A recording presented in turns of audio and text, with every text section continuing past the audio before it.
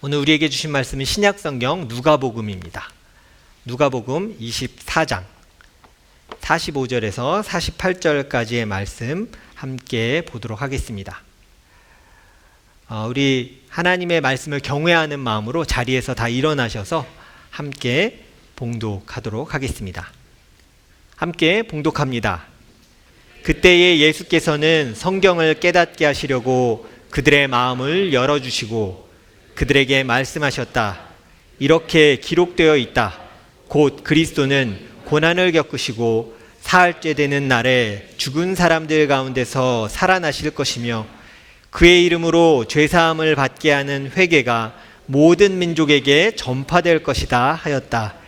예루살렘에서로부터 시작하여 너희는 이 일의 증인이다. 아멘. 앉으시기 바랍니다.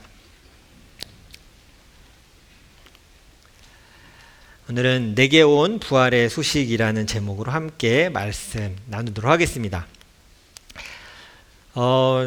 오늘 설교를 시작하면서 지난주 고난주간의 이야기들을 함께 좀 생각해 봤으면 합니다.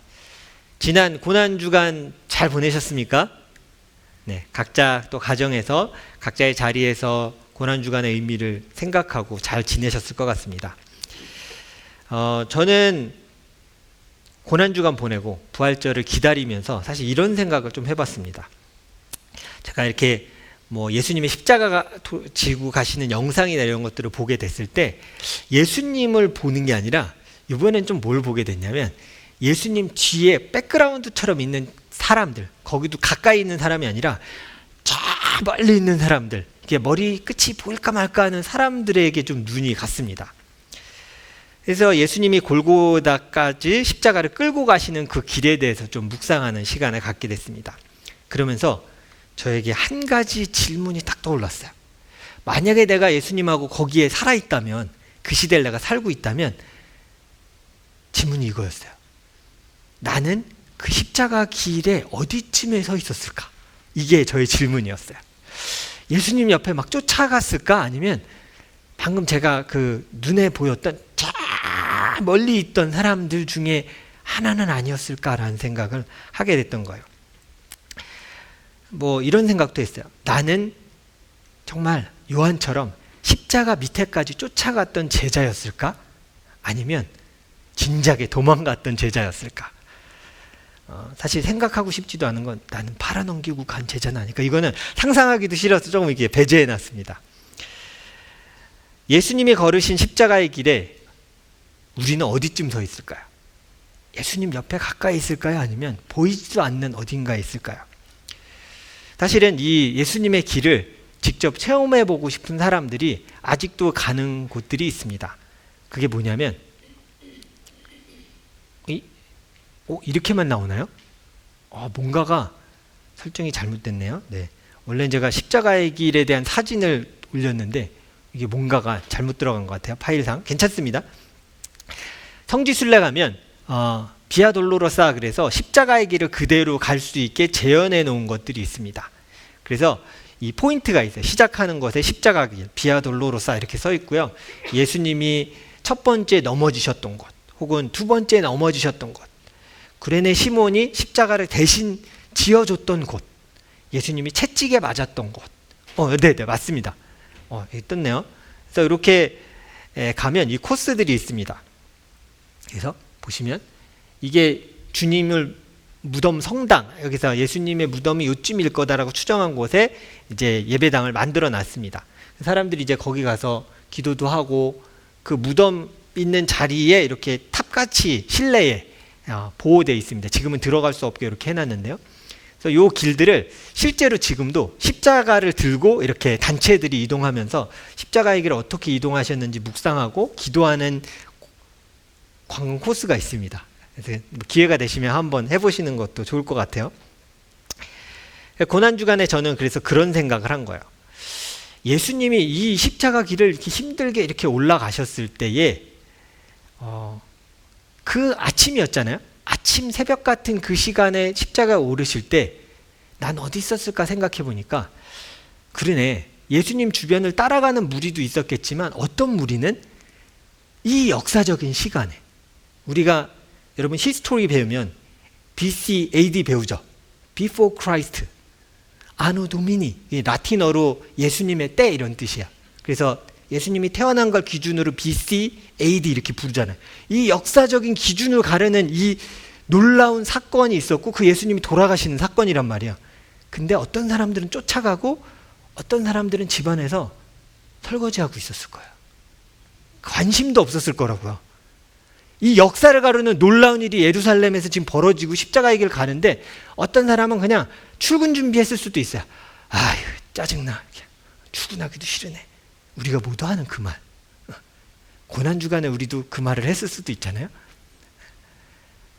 그 놀라운 역사가 일어나는 그 길 가운데 따라가는 자들이 있고 우는 자가 있고 어떤 자들은 내 삶에만 급급해서 그냥 살아가는 거야.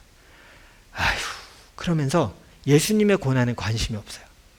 오늘 내가 살아가고 먹고 사는 거, 내 행복이 중요하지 누가 목숨을 갖기든 채찍에 맞든 시끌시끌하든 상관이 없는 거예요. 와, 진짜 그때 그랬겠구나. 그러면서 제가 이런 사진에 사람이 보이진 않지만 무슨 생각을 했냐면 이런 창문 안에서 내다보는 사람도 있을 거 아니에요, 그죠? 별 관심은 없어. 시끄럽네. 그리고 뭐 아침 뭐 빵을 굽는 사람도 있을 거고 바쁘게 아유 애들 뒤치다거리하고 되게 힘드네 하면서 하루를 보낸 사람도 있었을 거예요. 이 엄청난 십자가의 길이 있는 동안에도 관심이 없는 사람들은 있었다고요. 그래서 고난주간에 그 생각을 하게 된 거예요. 어떤 이들은 이 주간에 예수님을 묵상하고 가슴 아파하고 감사하게 보내지만 어떤 이들은 그냥 자신의 삶을 살기에 바빴겠구나. 내 쉼과 내 즐거움에만 집중돼서 살아가고 있었겠구나 하는 생각이 했어요. 그 당시에도 그런 일이 있었고요. 오늘을 우리가 살아가는 이번 주 고난주간에도 그런 일이 있었습니다.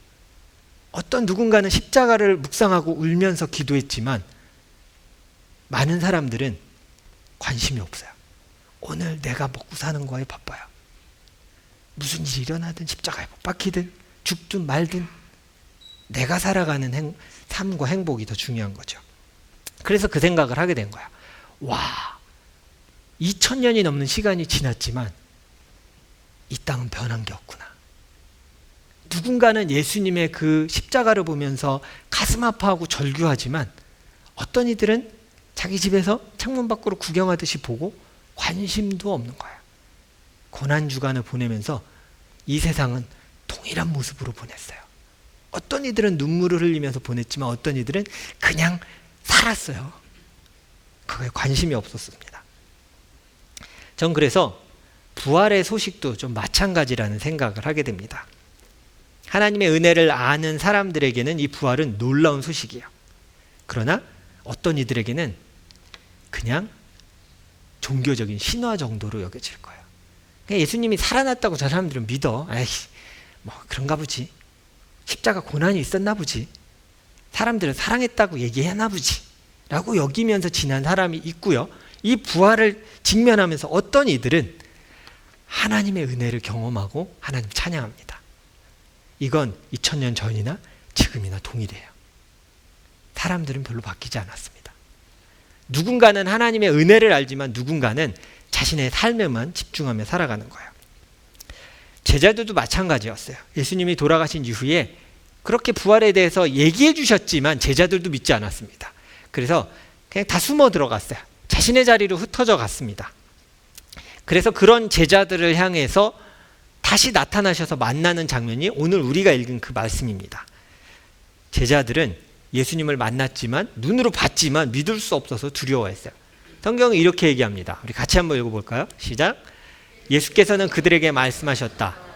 어찌하여 너희는 당황하느냐? 어찌하여 마음에 의심을 품느냐? 내 손과 내 발을 보아라. 바로 나다. 나를 만져보아라. 유령은 살과 뼈가 없지만 너희가 보다시피 나는 살과 뼈가 있다. 예수님이 이렇게 나타나서 자신을 보여주시고 만져볼 수 있게 해주시면서 내가 부활했다라고 제자들에게 보여주신 거예요. 제자들은 그제서야 두려웠지만 믿게 됐어요. 근데 예수님이 거기에 이 말씀하시면서 했던 말씀이 있습니다. 오늘 우리가 여기를 좀 보려고요. 내가 부활했다 이게 끝이 아니야. 신기하지? 이게 아니에요. 내가 말한 대로 내가 이루었다. 근데 내가 지금 이룬 것은 우연도 아니고 너희를 놀래키기 위해서 살아난 것도 아니야. 내가 부활한 건 이미 구약에 예언되어져 있다. 지금 그 얘기를 예수님이 다시 나타나셔서 하시는 거예요. 우리를 구원하시기 위해 이 말을 다시 바꾸면 이거예요. 구원하시기 위해 창조 때부터 이미 계획된 계획대로 내가 하나님의 뜻대로 죽었고 부활해서 너희에게 생명을 주러 이 땅에 온 것이다 라고 얘기하셨어요. 그래서 제가 좋았어. 그러면 내가 예수님의 말씀하셨던 그 구약의 말씀을 찾아봐야겠다. 그래서 찾았어요. 몇 개를 좀 소개해. 더 많아요. 더 많지만 딱 2개만 제가 오늘 소개해 드리겠습니다. 구약 성경이에요. 스가랴입니다. 스가랴에서 뭐라고 얘기하고 있는데 우리 같이 한번 읽어보겠습니다. 시작. 도성 시온아 크게 기뻐하여라. 도성 예루살렘아 환성을 울려라. 내 왕이 내게로 오신다. 그는 공의로우신 왕, 구원을 베푸시는 왕이시다. 그는 온순하셔서 나귀 곧 나귀 새끼인 어린 나귀를 타고 오신다. 스가랴 선지자가 예언한 이 구약은 예수님이 태어나기 전 제가 생각했을 때는 아마도 500 years ago 이미 예수님이 태어나기 한참 전이에요. 구약 성경이 끝나고 거의 400여 년이 아무 말씀 안 하시고 기다리게 하셨으니까요. 굉장히 오래전에 예수님에 대해서 이미 우리 지난 주일이었죠. 종려주일에 봤잖아요. 그죠? 나귀 타고 들어오신 예수님에 대해서 이미 구약 성경은 선포해 놨어요. 어떻게 예루살렘으로 시온으로 들어가실지를 보여주셨어요. 그리고 그분이 무슨 일을 하실지 구약 성경에 이미 예언을 해 놓으셨어요. 호세아 선지자가 이렇게 예언을 합니다. 같이 읽습니다. 시작. 이제 주님께로 돌아가자. 주님께서 우리를 찢으셨으나 다시 싸매어 주시고 우리에게 상처를 내셨으나 다시 아물게 하신다. 이틀 뒤에 우리를 다시 살려주시고 사흘 만에 우리를 다시 일으켜 세우실 것이니 우리가 주님 앞에서 살 것이다. 예수님의 부활 때문에 우리도 같이 살 것을 이미 구약 성경에 선포해 놓으셨어요. 그러면서 예수님이 이렇게 얘기하십니다. 내가 살아났고 너희가 보았다. 이것은 이미 하나님이 준비하신 계획이고 이제 너희가 이걸 봤고 믿었으니 너희가 내 증인이 되라. 예수님이 이렇게 말씀하세요. 그래서 제자들에게 그때부터 권하신 건 너희는 이 땅에 그냥 나를 아는 사람이 아닌 나의 증인으로 살아가야 한다라고 말씀해 주셨어요. 제자들에게 사명을 주신 거죠. 오늘 우리가 읽었던 말씀입니다. 다시 한번 읽어볼까요? 함께 읽습니다. 시작. 그의 이름으로 죄사함을 받게 하는 회개가 모든 민족에게 전파될 것이다 하였다. 예루살렘에서부터 시작하여 너희는 이 일의 증인이다. 자 보세요. 예루살렘에서부터 이 일을 제자들이 들었고 나가서 전도하기 시작했습니다. 이방에게 복음을 전했어요. 그 복음이 2000년 동안 어디 갔어요? 유럽을 가고 아시아를 가고 미주로 넘어가고 캐나다도 마찬가지예요. 미주로 와서 믿게 되고 또 미주에서 한국으로 선교사를 보내고 거기에서 믿게 되고 거기서 믿었던 여러분이 또 캐나다에 왔어요. 증인이 되라는 그 말씀이 그 복음이 흐르고 흘러서 오늘을 살아가는 우리에게 이르렀습니다. 그래서 이 부활의 복음은요 그냥 우리가 갑자기 얻은 것이 아니라 증인으로 살아가라고 말씀하신 그 말씀대로 살아갔던 사람들을 통해서 오늘 우리의 삶까지 전해졌던 거예요. 우리는 그런 은혜를 입은 자입니다. 저절로 믿어져서 한 것이 아니라 그 증인의 삶을 산 여러 사람들을 통해서 우리가 하나님 앞에 나올 수 있게 됐던 거예요. 우리는 부활의 증인으로 다시 부름을 받았습니다. 누군가는 그렇게 얘기할 거예요. 나는 부활의 증인보다는 나의 행복을 위해 살아가는 것이 최고의 가치라고 생각해. 여러분, 이 고백은 2000년 전에 십자가의 길에 멀리서 보던 사람들도 했던 고백입니다. 그 고난과 십자가는 나랑은 상관은 없으니까 소동으로 여겼던 사람들도 이 고백은 그때 했어요. 그러나 그리스도인은요, 우리의 주인이 우리를 위해 죽으셨음을 믿는 자들입니다. 아멘. 우리 그 고백 때문에 오늘 이 자리에 있는 거예요. 우리를 살려주셨기에 우리도 주를 위해 살겠다라고 모인 증인의 모임이 교회입니다. 우리가 친교를 위해 모인 것도 아니고요. 구제를 위해 존재하는 것도 아닙니다. 목사님 그거 해야 되는 거 아닙니까? 교회가? 그거는 교회의 세컨 롤이에요. 첫 번째 우리가 해야 될 것은 하나님을 예배하고 부활하신 예수 그리스도를 이 땅에 보여주며 전하는 것이 우리의 첫 번째 롤이에요. 그게 교회의 존재 이유입니다. 그래서 저는 오늘 참 귀한 날이라고 생각합니다. 부활절을 맞이하여 우리 젊은이들이 그리스도의 삶을 살기로 결단하고 또 주님 앞에서 세례를 받게 됩니다. 아까 또 우리 유년부부터 제가 사실은 주보에서 정말 그 아카펠라 중창단 이름을 쓰고 싶었던 게 있었는데 저는 진심인데 여러분 장난으로 여길까 봐 쓰지 못했던 게 있습니다. 남성 중창단이 원래 아니었어요. 저는 핸섬 가이즈라고 쓰고 싶었어요. 그러나 그게 수많은 와이프들에게 지탄을 받을 문제인 걸 내가 알기에 차마 쓰지 못하고 접어두고 남성 중창단이라고 제가 썼습니다. 보세요. 아이 세대부터 어른까지 하나님을 예배하고 증인으로 살아가겠다고 고백하는 이 모습은 너무나 귀한 겁니다. 어떤 이들은 십자가의 부활 앞에서도 이렇게 생각하지 않아요. 근데 믿는 이들은 부활 앞에 감사하고 기뻐합니다. 여러분 기쁘십니까? 부활하신 주를 기뻐하실 수 있겠습니까? 우리는 다른 삶으로 부름받은 자입니다. 똑같이 그냥 십자가를 지든 말든 나랑 상관없어가 아니라 저 십자가가 나의 십자가임을 고백하며 함께 그 길을 가는 자임을 기억하십시오. 오늘 세례를 받는 분들은 여기 앉아 계시는군요. 네. 나 세례 받기엔 부족한 것 같아요 라고 생각하실 거예요. 괜찮아요. 그러나 나도 예수님을 섬기는 부활의 증인으로 이제 살아가겠습니다 라는 고백을 하시는 거예요. 우리가 주로 영접하고 세례 받았던 때를 기억해 보십시오. 제가 이 얘기하면 사실 많은 분들이 목사님 전 후회가 돼요. 제가 세례 받을 때 도대체 어떤 생각으로 받았는지 모르겠습니다. 그냥 받은 것 같아요. 좀 생각을 하고 받을 걸. 모태신앙의 대부분의 분들이 이래요. 저도 유아세례 받고 장로교 안에 자라서 입교를 받고 이래서 좀 의미 있게 내가 했을 걸. 그때 그냥 나이가 돼서 하는 줄 알았는데 근데 그런 분들이 많으실 거예요. 그러면 오늘 세례 받는 이들을 보면서 내가 저들의 마음으로 다시 살아가겠습니다라고 고백하세요. 나도 다시 예수 그리스도가 나를 살리신 주인이심을 고백하며 살아가겠습니다.